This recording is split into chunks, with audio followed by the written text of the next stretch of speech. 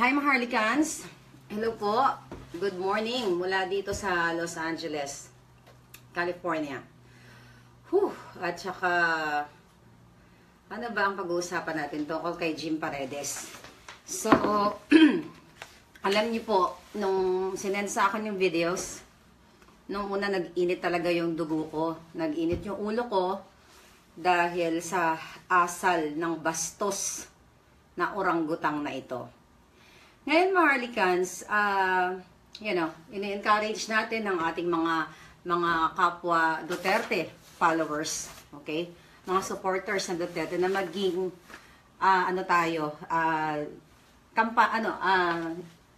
yung hindi tayo nakikipagbangayan o hindi tayo dapat naging barbaric. Alam nyo, itong matandang ito, okay, sinulat ko yung mga words niya, okay, matandang ito, talaga namang wala nang pinagtatandaan, palibasa laos na. Okay, but bago ko siya gisahin ng bonggang-bongga, gusto ko lang pong saluduhan, okay? Sasaluduhan ko po yung youth, Duterte youth, okay? Dahil sa ipinamalas po nilang self-discipline, okay? Yung emosyon na yon, yung moment na yon, kung hindi po nila pinairal ang kanilang pagiging tao, okay, at disiplinado, malamang po nasapak na o kaya napatay na yung gurang na laos na singer na yon. But ganun pa man, hindi natin ini-encourage yung mga ganun. But sabi ko nga, ay sinasaluduhan ko po kayo, okay, sa lahat ng mga nandoon. Ganito lang po naman yan eh. Una, ilan sila? 6, 7, yung Duterte Youth group na yon.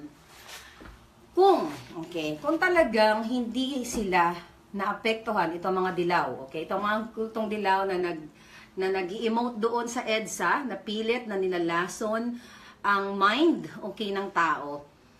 Kung ako po ang nandoon, okay, dilaw ako, Duterte ako, okay, tapos may 7 dilaw na yun na naggagaganon, whatever, hindi ko na po papansinin yon. Dead ma. Kasi para po sa akin, walang bearing yung bilang nila, 6 sila, 7. Kaso nga po, sila ay pikon na pikon. Okay, si orangutang Jim Paredes, pikon na pikon dahil hindi po niya kinakaya. Okay, hindi nila kinakaya na ang mga Pilipino, okay, nagising na. At saka unang-una, bulok o bugok, okay, na Jim Paredes, sino ang nagsabi sa'yo na bawal, okay, ang pumunta sa EDSA? Unang-una, ang nagpatayo ng EDSA na yan, na mga monumento dyan, lahat-lahat, gobyerno yan, pera ng bayan yan. Punyeta ka, bakit mo pinagbabawalan sila? Ha? Nakita ko po doon sa video footage, hindi naman po nang gugulo, okay, ang Duterte youth. Okay, naggaganon lang sila, pinapakita na nila yung suporta nila, okay, sa gobyerno. Bakit nyo pipigilan?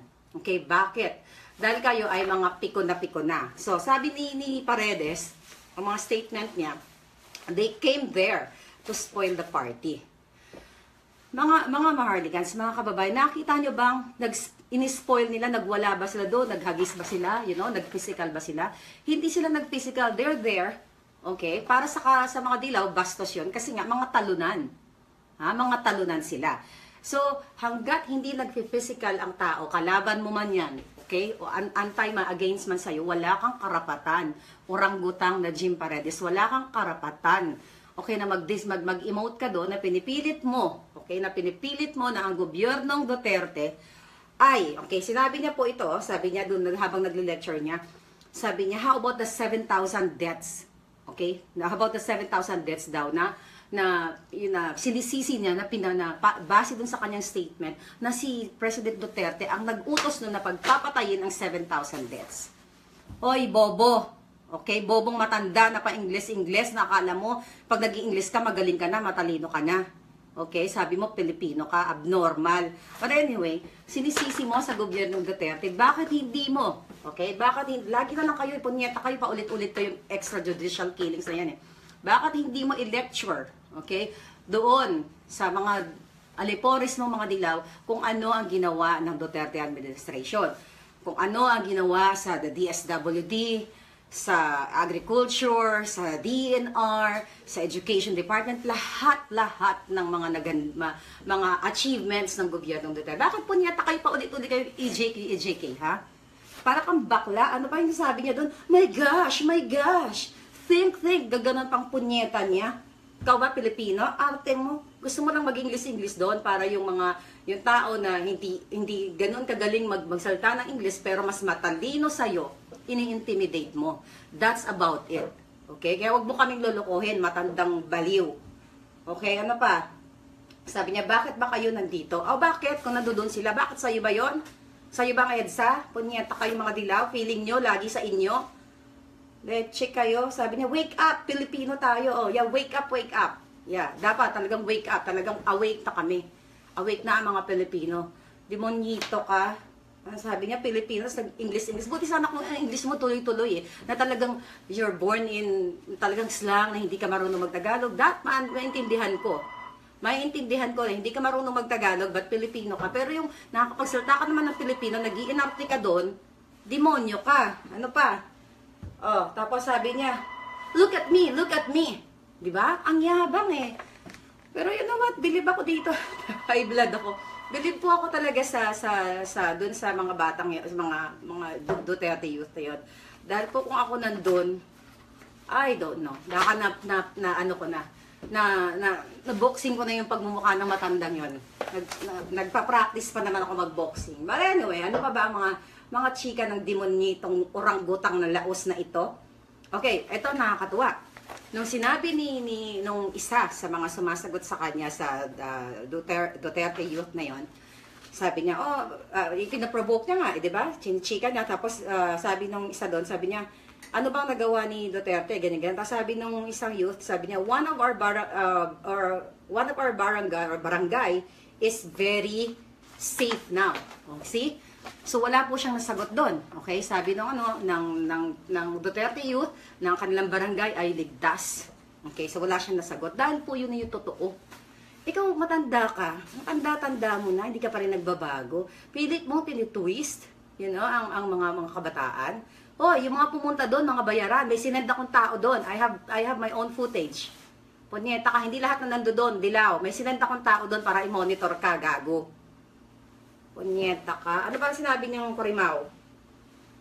Tignan natin. Tapos sinanong siya, are you a Filipino citizen, sir? Tapos sabi niya, Filipino and senior daw. So, pang-asar. So, punyeta, senior. Kasi senior citizen na siya. But sa akin, wala namang issue kung Filipino. Australian siya or Filipino. Whatever kung ano niya. Kasi hindi naman siya, wala naman siya sa office. But, yung asal. Yung asal niyang pagka-demonyo, pagka-barbaric, dito po natin nakikita na ang mga dilaw, how much more kung wala pong camera doon. Dito po natin nakikita na yung mga dilaw na ito ay talagang maano sila, yung aggressive sila actually sila ang handang pumatay eh. Yung mga ganong attitude po, sila ang handang pumatay at manakit ng kapwa. Kasi kung ako doon, dead man lang kayo. Pito lang kayo eh. Gusto walang bearing sa akin yun. Yung mga bashers ko nga dyan, mga punyeta, diba? Dead man lang ako, diba? Ano ngayon? So, ganun lang po yun. Ngayon, kaso nga lang, kaya tinitira tong youth na to, tsaka tinitira tayo, kasi nakakapuwing po tayo eh. Maliit lang tingin nila sa atin, pero puwing na puwing sila. We're 2.1 viewers now. Thank you very much. At ano pa ba? So, again, wala na. Yun lang ang mga sinasabi niya. Ayun, pumunta daw siya doon na para makipagdebate doon sa mga youth, Duterte youth na yun. Nakipagdebate ka, you're provoking them, bullshit. You're provoking them. Kitang-kita ng buong bayan, ng buong mundo, nabuksan na naman, okay? Na-uncover na naman natin ang mga dilaw. Actually, matagal na natin na nakita ang kabugkupan ng Jim Paredes na ito, di ba? Katanga-tanga. Punyeta. Nabuksan na naman natin na talaga ang mga dilaw, yung mga utak talaga nila ay burak ang laman. Okay, mga utak ewan, utak bugok, mga peste. But anyway, mga Harlicans, sabi ko nga kanina, kala nyo kanina talaga gigil ako dun sa Sisi Aunt Abby Gonzalez nung sinendya sa akin. Abby, hi, kumusta? Thank you very much. Nung nagalit ako, nagwalis-walis muna ako, naglinis-linis muna ako kasi dinivert ko yung galit ko eh. Kasi baka magmura ako ng non-stop. So, pinipilit ko, ba't ka mura-mura naman tong putang inang matandang to? Punyeta, oy, Jem Paredes, ha? Leche ka. peste ka na leche, magbagong buhay ka na. May pa ano ka pa doon? Ano yun? Sabi niya, batang-bata ka pa at marami ka pang hindi nalalaman. Tanga, ikaw ang ikaw, yung kanta mo, hindi mo isinasabuhay. Okay? Na hindi mo alam. Lagi yung sinisisi yung mga extrajudicial na gawa-gawa ninyo, pesting yawa kayo, mga hayop. O, diba? Mga hardigans. So, basta cool lang tayo. Ako na lang buboljak sa taong yan pag nakita ko. Matanda na yan. Baka isang sapak ko lang yan eh. Yan lang, cool lang tayo mga hardigans kasi united nga tayo, di ba? So again, okay, actually, nagiinit ang dugo ko, pero again, mga hardigans, mamaya po, okay, 2 p.m. dito sa Los Angeles, California, sa baba ng Philippine Consulate, doon sa ground, magkita-kita tayo at lalo nating aasarin sa katotohanan.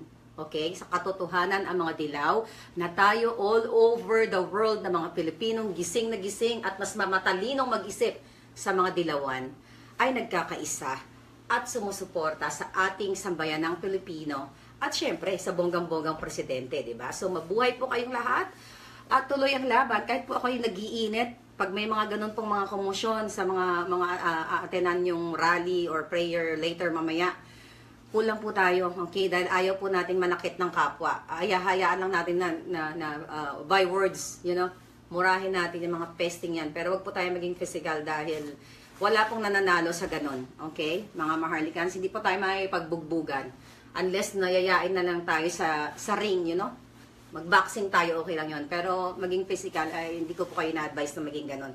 Maging ano po tayo, pasensyoso. Okay? Maging, basta, self-discipline, self-control. Yun ang natutunan natin dito sa youth, na Duterte Youth na ito. Mabuhay po kayo sa Duterte Youth. Mabuhay kayo ng bonggang-bongga at sana dumami pa po kayo at dumami pang magising dahil sa inyo. Again, sa mga dilawan, hindi sa inyo ang EDSA, hindi sa inyo yung mga rebulto doon na mga, you know, yung abnormal na Aquino. Check kayo. Kala nyo sa inyo lahat. O sige na po, mabuhay kayong lahat at maghahanda ako. Magsisimula pa lang ang araw ko dito at mamaya, 2 p.m. meron tayong pagtitipon. So again, mabuhay kayo lahat.